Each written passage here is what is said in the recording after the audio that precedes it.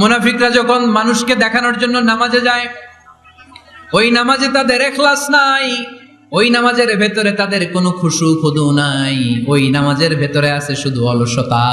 ওই নামাজে কি আছে? কিন্তু আমরা যখন নামাজে যাই আমাদের অলসতা আছে? আমরা নামাজ পড়লে আমাদের হৃদয়টারে সজীব করে দেয় কে? আমরা উযু করলে আমাদের মনটাকে চাঙ্গা করে দেয় কে? আমরা মসজিদে ঢুকলে হৃদয়টাকে প্রাণবন্ত করে দেয় কে?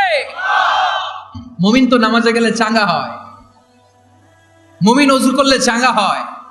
বিষ্ণু ঈসা ইসলাম বললেন, ইয়াকিদু শাইতানু আলা কাফিয়াতি রাসি আহাদিকুম ইদা নাম। খেয়াল করে শুনবেন লক্ষ্মীপুরের ভাইয়েরা, চমৎকার একটা হাদিস। আমরা যখন ঘুমোতে যাই, শয়তান আমাদের প্রত্যেকের মাথার পিছনে 3টা অলসতার গিট মারে। কয়টা? আওয়াজ করে বলেন। 3টা অলসতার গিট মারে। ইয়াকিদু শাইতানু আলা কাফিয়াতি রাসি আহাদিকুম সালাসা উকাব। 3টা গিট মারে যখন আমরা ঘুমোতে যাই।